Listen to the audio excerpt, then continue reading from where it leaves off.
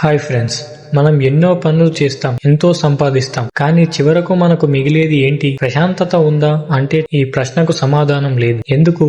మనం దేనిని గట్టిగా పట్టుకొని కూర్చున్నాం? మనల్ని శాంతికి దూరం చేస్తున్న ఆ రెండు శత్రువులు ఏంటి? శ్రీకృష్ణుడు ఈ 2వ అధ్యాయం 71వ శ్లోకంలో శాంతికి ఉన్న అసలైన అడ్డంకులను తొలగించే మార్గాన్ని చెప్పాడు. అదేంటో మనం ఇప్పుడు చూద్దాం.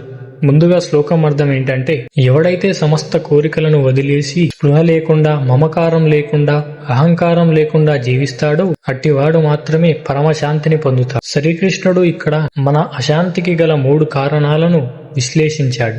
మొదటిది, కోరికలు ఉండవచ్చు, కానీ వాటిపై విపరీతమైన వ్యామోహం ఉండకూడదు. రెండవది, ఇది నాది అనే మమకార బంధాన్ని పెంచుతుంది. ఆ బంధమే బాధకు కారణం. మూడవది, నేను చేస్తున్నాను, నేను గొప్ప అనే అహంకారం ఉన్న చోట శాంతి ఉండదు. కృష్ణుడి సందేశం ఏంటంటే, అర్జునుడు నా వారు అనే మమకారంతో, నేను చంపుతున్నాను అనే అహంకారంతో బాధపడుతున్నాడు. ఇవి వదిలేస్తేనే యుద్ధరంగంలోనైనా జీవితంలోనైనా శాంతిగా ఉండగలవని కృష్ణుడు బోధిస్తున్నాడు. ఈ శ్లోకం నుండి మనం నేర్చుకోవాల్సిన విషయం ఏంటంటే, మన జీవితంలో సగం సమస్యలు నేను మరియు నాది అనే పదాల చుట్టూనే తిరుగుతూ ఉంటాయి. గుర్తుంచుకోండి, అహంకారం అనేది ఒక భారమైన మూట లాంటిది.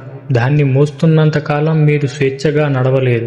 మమకారం అనేది ఒక సంకెళ్ళు లాంటిది. అది మిమ్మల్ని ఒకే చోట కట్టేస్తుంది. ఈ రోజు మీరు దేన్నైతే నాది అని గట్టిగా పట్టుకుంటున్నారో అది రేపు మీతో ఉండదు. ఈ సత్యాన్ని గ్రహించిన రోజే మీరు నిజమైన శాంతిని అనుభవిస్తారు. అహంకారాన్ని తగ్గిస్తే ఆనందం పెరుగుతుంది. 2వ అధ్యాయమైన సాంఖ్యయోగం ముగింపుకు వచ్చేసింది. మరి బ్రతికి ఉన్నప్పుడు లేదా మరణించే సమయంలో ఈ బ్రాహ్మీ స్థితిని పొందితే ఏమవుతుంది?